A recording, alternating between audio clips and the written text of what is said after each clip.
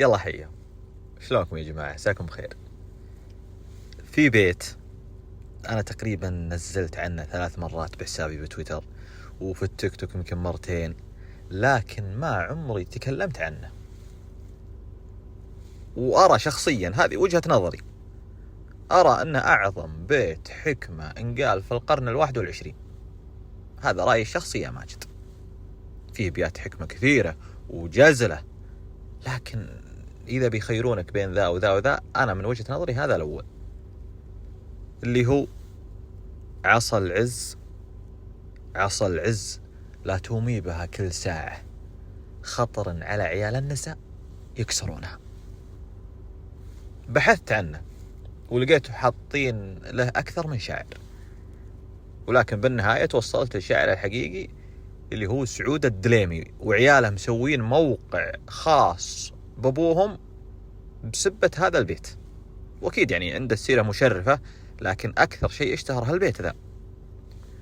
وبحثت عن قصته ولقيتهم كاتبين قصته، فأنا ما أقدر أقول قصته كاملة للأمانة لأنها طويلة، ولا ودي أقص فيها وأخلي، لكن اختصارها إن كان في رجل ماسك عصاه، وهذه دائما نحصلها عند هنلبل ونعم فيهم، بس بعضهم يجيك فيه يعني رفعة العصا بعنجهية، يعني كذا كأنه جاي يسولف مع أحد، يتكلم مع أحد، يرفع عصاه.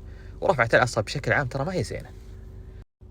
طبعا سعود الدليمي والده مبارك الدليمي كان في الخرج عندنا هنا في نجد، ونزح للكويت واستقروا هناك في الكويت.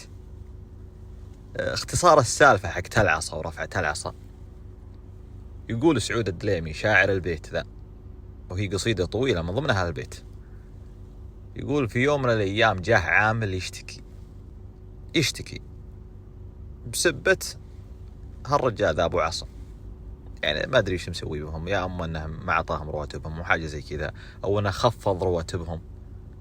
فسوى اجتماع ذا صاحب المشروع التاجر أبو عصا، سوى اجتماع وجاءوا العمال كلهم، وكان من ضمن الحضور الموجودين سعود الدليمي الشاعر. فرفع العصا وقعد يزمر على اللي موجودين وبطريقة مستفزة. هنا سعود خلاص عاد شاعر ويشوف موقف زي كذا، فطلع سعود وكتب القصيدة العظيمة هذه اللي من ضمنها هذا البيت. ترى للمعلومية ما هو بشرط ان المعنى على هالسالفة اللي انا قلتها، هو صارت السالفة قدامه وجتها الفكرة وقال هذا البيت، بس مو بمعنى انك لا ترفع عصاك على عمالك او على الناس يشتغلوا عندك، لا، المعنى ان عزك لا تتباهى فيه دائم، حاول انك تخفف شوي، وراسك ما كل يوم تظهره للناس. يمكن يجي واحد ما يسوى يكسر عزك هذا كله، يطيح هيبتك، يطش هيبتك. فهذا المعنى الأصح والأدق، أن عصا العز لا تومي بها كل ساعة، خطرا على عيال النساء يكسرونه.